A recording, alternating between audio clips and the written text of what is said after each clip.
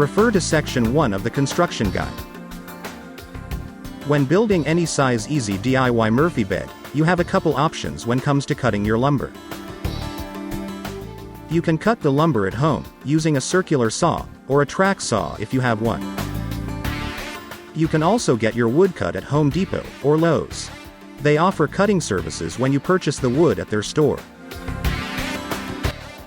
In many cases, cuts within 1/8 of an inch of the specified dimensions in the cutting guide is fine. Please make sure you measure all the cut parts before you leave the store to make sure they are cut correct. An important factor to remember when building your Murphy bed is you can use plywood, particle board, or MDF. 1/2 inch thick particle board or MDF must be used for the face panels parts I, due to weight. The cutting guide included with the hardware kit has cutting list for both. Refer to the yellow section in the cutting guide if you plan on building your Murphy bed out of plywood material. Refer to the pink section in the cutting guide if you plan on building your Murphy bed out of particle board or MDF material. In some cases, solid wood can be used, but you should check with our support team before attempting to modify the construction material.